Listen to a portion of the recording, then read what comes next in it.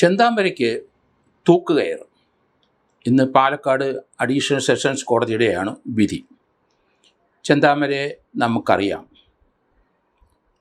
2019 സജിത എന്ന അയാളുടെ അയൽവക്കംകാരി ഒരു സ്ത്രീയെ ഉച്ചകഴിഞ്ഞ് ഇയാൾ വീടിൻ്റെ പിന്നിലെ അടുക്കളയിൽ കൂടെ കയറി അവരെ വെട്ടിക്കൊന്നു. ഒരു കാര്യവും അവർ തമ്മിൽ യാതൊരു വഴക്കും ബഹളവും ഇല്ല. പക്ഷേ വെട്ടിക്കൊന്നതിൻ്റെ കാരണം ചെന്താമരയുടെ ഭാര്യയും മക്കളും പിണങ്ങിപ്പോകാൻ കാരണം പ്രശ്നം വെച്ച് നോക്കിയപ്പോൾ അത് അയൽവക്കത്തുള്ള ഒരു സ്ത്രീയാണെന്നും അവർ കാരണം കൊണ്ടാണ് ഇവർ പിണങ്ങിപ്പോയതെന്നും അവർ നല്ല നീളമുള്ള മുടിയുള്ള ഒരു സ്ത്രീയാണ്. അന്ധവിശ്വാസിയായ ചെന്താമര ഈ സ്ത്രീയെ അന്വേഷിച്ചു.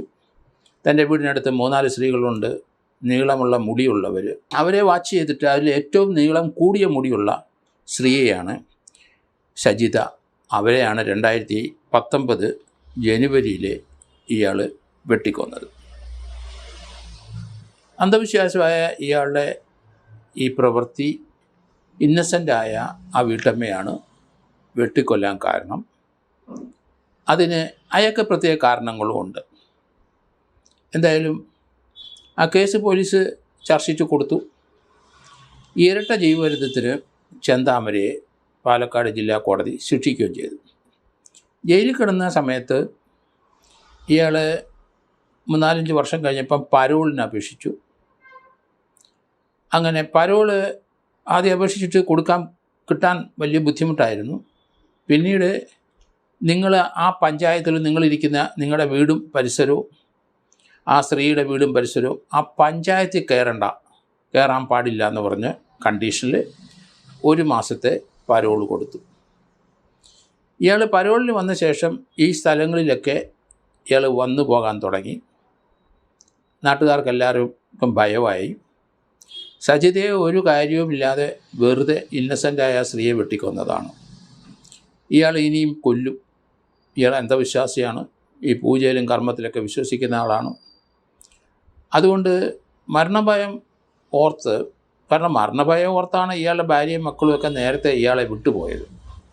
ഇപ്പോഴേ സജിത എന്ന സ്ത്രീയെ കൊന്ന ശേഷം ആ സ്ത്രീയുടെ 2 മക്കൾ, അവരുടെ പിതാവ് സുധാകരൻ, ഇവർ ചെന്ന് പാലക്കാട് അവിടുത്തെ CI കണ്ടു, SHOയെ കണ്ടു, അവരുടെ DYSPയും കണ്ടു.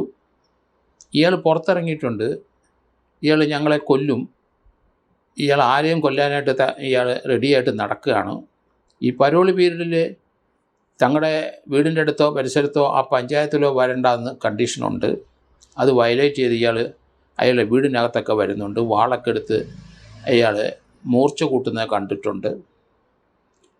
പക്ഷേ പോലീസിൻ്റെ അനാസ്ഥ കൊണ്ട് അവരതിന് വലിയ പ്രാധാന്യം കൊടുത്തില്ല. SHO നടപടിയൊന്നും എടുക്കാത്തത് കൊണ്ട് DYSPയും പോയി, സുധാകരനും ഈ 2 പെൺകുട്ടികളും പോയി കണ്ടു. പക്ഷേ ഒരു നടപടി എടുത്തില്ല. പരോളിലിറങ്ങിയ ഇയാൾ സുധാകരനെയും സുധാകരൻ അമ്മ ലക്ഷ്മിയെയും വെട്ടിക്കൊന്നു. അതോടുകൂടി പോലീസ് ഇക്കാര്യത്തിൽ പരാജയപ്പെട്ടു. എങ്കിലും ഇയാൾ പോത്തുണ്ടി വനമേഖലയിലേക്ക് ഓടിപ്പോയി. അവിടെ ഒരു ഗുഹയിൽ, വനത്തിനകത്തൊരു ചെറിയ ഗുഹയ്ക്കകത്ത് കുറേ ദിവസങ്ങൾ നിന്നു. പട്ടിണിയായി കഴിഞ്ഞപ്പോൾ ഇയാൾ അവിടുന്ന് വെളിയിലിറങ്ങി. ആ സമയത്ത് പോലീസ് ഇയാളെ അറസ്റ്റ് ചെയ്തു. അതിനുശേഷം ഈ കേസിൻ്റെ അന്വേഷണം അവിടുത്തെ DYSP നടത്തി. അവരുടെ ടീം നന്നായിട്ട് ഈ കേസിൻ്റെ അന്വേഷണം മുന്നോട്ട് കൊണ്ടുപോയി. അതിനകത്ത് DNA പരിശോധനകളൊക്കെ നടത്തി. ഫോറൻസിക്കൊക്കെ റിസൾട്ടിന് ഏകദേശം 10-30-40 ദിവസത്തിനകം അവർ സംഘടിപ്പിച്ചു. പോലീസ് ട്രെയിനിങ് കോളേജ് അവിടുത്തെ ഒരു ഫോറൻസിക് വിങ്ങിന് തന്നെ കൊടുത്ത് ആ റിസൾട്ടെല്ലാം നേരത്തെ ലഭിച്ചു. 58ാമത്തെ ദിവസം ഇയാളുടെ പേരിൽ കുറ്റച്ചാർജ് ഹാജരാക്കി. ആ കാര്യത്തിൽ ഏതായാലും പോലീസിനെ അഭിനന്ദിക്കുന്നു. കാരണം 60 ദിവസം എത്തുന്നതിന് മുമ്പ് മർഡർ കേസാണ്. അതിൻ്റെ കുറ്റച്ചാർജ് അവർ ഹാജരാക്കുകയും ചെയ്തു. അതിൻ്റെ ട്രയൽ തുടങ്ങി. കൃത്യം കണ്ട ഒരാൾ അവർ കൂറുമാറി. അത് ഇയാളെ പേടിച്ചിട്ടാണ്. ഇയാൾ ജയിലിൽ നിന്ന് വന്ന് അവരെയും കൊല്ലും, കൊല്ലുമെന്ന് പറഞ്ഞാൽ അയാൾ കൊല്ലുന്ന ആളാണെന്ന് ഇവർക്കറിയാം. അതുകൊണ്ട് 1-2 പേര് കൂറുമാറി. എങ്കിലും കേസ് വളരെ സ്ട്രോങ് ആണ്. സർക്കംസ്റ്റാൻഷ്യൽ എവിഡൻസ്, DNA, അങ്ങനെ ശാസ്ത്രീയ തെളിവുകൾ എല്ലാം വളരെ സ്ട്രോങ് ആയിരുന്നു. അതുകൊണ്ട് ഇയാളുടെ വക്കീലിനും രക്ഷപ്പെടുത്താൻ കഴിഞ്ഞില്ല. കോടതി എവിഡൻസ് മുഴുവൻ പരിശോധിച്ചു. ചെന്താമരയ്ക്കെതിരായി അതിശക്തമായ തെളിവുകൾ, സാഹചര്യ തെളിവ്, സയൻറ്റിഫിക് തെളിവുകൾ, CCTV ദൃശ്യങ്ങൾ, ഏതായാലും കോടതി കഴിഞ്ഞ 13-ാം തീയതി ഇയാൾ കുറ്റക്കാരനാണ് എന്ന് പറഞ്ഞു, ഫൗണ്ട് ഗിൽറ്റി.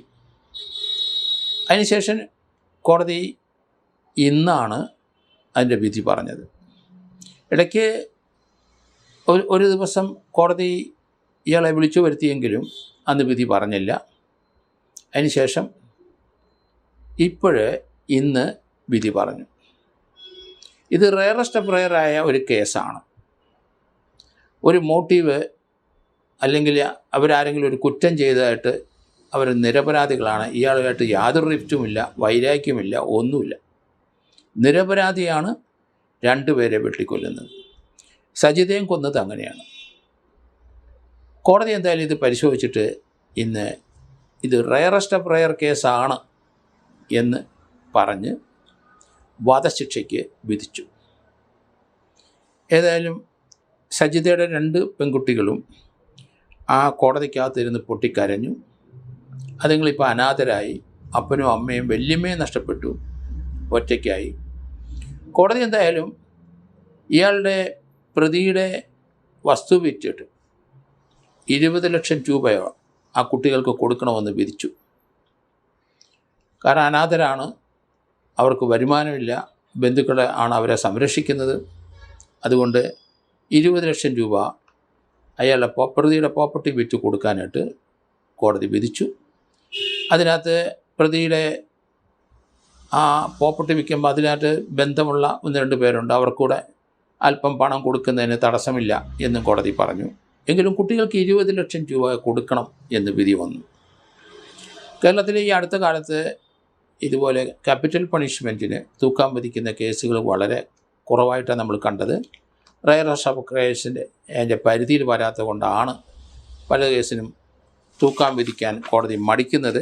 എന്നാലും അഡീഷണൽ സെഷൻ ജഡ്ജി ഇന്ന് ജന്നത്ത് ജോർജ് എന്ന അദ്ദേഹം ഇന്ന് വിധി പറഞ്ഞു. അതുല്യയും അഖിലയും എന്ന് പറഞ്ഞാൽ ആ കൊച്ചുങ്ങൾ ആ കോടതിക്ക് അകത്തുണ്ടായിരുന്നു. വിധിയിൽ അവർ സന്തോഷവരായി. പക്ഷേ അവർ അപ്പനും അമ്മയും വല്യമ്മയും നഷ്ടപ്പെട്ട് കോടതിയിരുന്ന് പൊട്ടിക്കരഞ്ഞു. അതുതന്നെയല്ല, ഈ കേസ് സമയത്ത് പുഷ്പ എന്ന ഒരു സ്ത്രീ, അവർ ആദ്യത്തെ കേസിനകത്ത് സാക്ഷി പറഞ്ഞവരാണ്. അവരെ കൊല്ലുമെന്ന് കരുതി അവർ അവിടം വിട്ടു. അവർ കോയമ്പത്തൂർ ഭാഗത്തേക്ക് അവർ ജോലിക്ക് പോയി ഈ നാട് വിട്ടു. കോടതി ഇയാൾക്ക് എന്തെങ്കിലും പറയാനുണ്ടെന്ന് ചോദിച്ചപ്പോൾ ഒന്നും പറയാനില്ല. കോടതി അപ്പോൾ അത് എഴുതി, ഇപ്പോൾ ഇഷ്ടം പോലെ എഴുതിക്കോളൂ, എന്നെ തൂക്കാൻ വിധിച്ചോളൂ, എനിക്കതൊന്നും പ്രശ്നമല്ല, എനിക്ക് അവസരം കിട്ടിയാൽ ഇനി 4 പേരെ കൂടെ കൊല്ലാനുണ്ട് എന്നൂടെ അയാൾ പറഞ്ഞു. ഇയാളൊരു സൈക്കിക് പേഷ്യൻ്റ് അല്ല, ഇയാൾക്കൊരു മെൻ്റൽ പേഷ്യൻ്റ് അല്ല, നല്ല ബുദ്ധിയും ബോധവുമുണ്ട്. ഇയാൾക്ക് വൈരാഗ്യമുള്ളവരെ കൊന്നു തീർക്കുക എന്നുള്ളതാണ് അയാളുടെ മോട്ടീവ്. അതുകൊണ്ട് ഇനിയും അവസരം കിട്ടിയ 3-4 പേരെ കൂടെ കൊല്ലാനുണ്ട്, അവരെ കൂടെ കൊല്ലുമെന്ന് കോടതി പറയുകയും ചെയ്തു. താനൊരു ഗാന്ധിയല്ല എന്നുകൂടി അയാൾ കോടതിയോട് പറയുകയും ചെയ്തു. ഏതായാലും അടുത്ത കാലത്ത് നമ്മൾ തൂക്കാൻ വിധിച്ച ആൾക്കാർ റെയറസ്റ്റ് ഓഫ് റെയർ കേസിൽപ്പെട്ട ഇത് ഒന്നും നമ്മൾ കണ്ടില്ലെങ്കിലും ഇത് കോടതി ഏതായാലും അംഗീകരിച്ചിരിക്കുന്നു. അതിന് പ്രോസിക്യൂഷൻ്റെ എല്ലാ വാദഗതികളും കോടതി അംഗീകരിച്ചിരിക്കുന്നു. അതിൻ്റെ DYSP കേസ് അന്വേഷണം നടത്തിയ അയാളും അവരെ കീഴിലുള്ള ഉദ്യോഗസ്ഥന്മാരെല്ലാം അഭിനന്ദിക്കുകയാണ്. അതുപോലെ തന്നെ അതിൻ്റെ പ്രോസിക്യൂട്ടറും അദ്ദേഹം ആ കേസ് പോലീസ് കണ്ടെത്തിയ മുഴുവൻ എവിഡൻസുകളും അതേപടി കോടതിയിൽ ബോധ്യപ്പെടുത്താൻ ആ പ്രോസിക്യൂട്ടർക്ക് സാധിച്ചു. അതുകൊണ്ട് അദ്ദേഹത്തിനും ആ DYSPക്കും ആ അന്വേഷണ ടീമിലുള്ള ഓരോ പോലീസുകാർക്കും നന്ദി രേഖപ്പെടുത്തുന്നു. അതേസമയത്ത് കോടതി ഇത് കൃത്യമായ പോലീസിൻ്റെ എവിഡൻസൊക്കെ അതെല്ലാം കോടതി വളരെ പേഷ്യൻ്റോടെല്ലാം കേട്ട് ഇയാൾ ഒരു മാനസിക രോഗിയല്ല, അയാൾ ഒരു നിരപരാധികളെയാണ് കൊന്നൊടുക്കിയത് എന്നും കോടതിക്ക് മനസ്സിലായി. ഈ 2 പേരെയും കൊന്നത് അവരോടൊരു വൈരാഗ്യവും ഒന്നും തന്നെയില്ല. നേരത്തെ കൊന്നയാളുടെ ഭർത്താവും അവരുടെ ഭർത്താവിൻ്റെ അമ്മയും എന്ന് മാത്രമേ ഉള്ളൂ. അതുകൊണ്ട് കോടതി വിധിയെ നമുക്ക് അഭിനന്ദിക്കാം. കോടതിയെ ഇതുപോലെയുള്ള ആൾക്കാരെ നമ്മുടെ സമൂഹത്തിന് ആവശ്യമില്ല. അവർ മെൻറ്റ് ചെയ്തോ അല്ലെങ്കിൽ മനപരിവർത്തനം വന്നു ഒന്നും നമുക്ക് ഇങ്ങനെയുള്ള കൊള്ളിയില്ലാത്ത മനുഷ്യജന്മങ്ങളൊന്നും ഇനി സമൂഹത്തിൽ വേണ്ട. അതുകൊണ്ട് ഇയാളെ തൂക്കിക്കൊണ്ടാലും കേരളത്തിലുള്ള ജനങ്ങൾക്ക് അതൊരിക്കലും ഒരു നഷ്ടമല്ല, അതൊരിക്കലും നിരാശാജനകവുമല്ല എന്നാണ് ഞാൻ കരുതുന്നത്.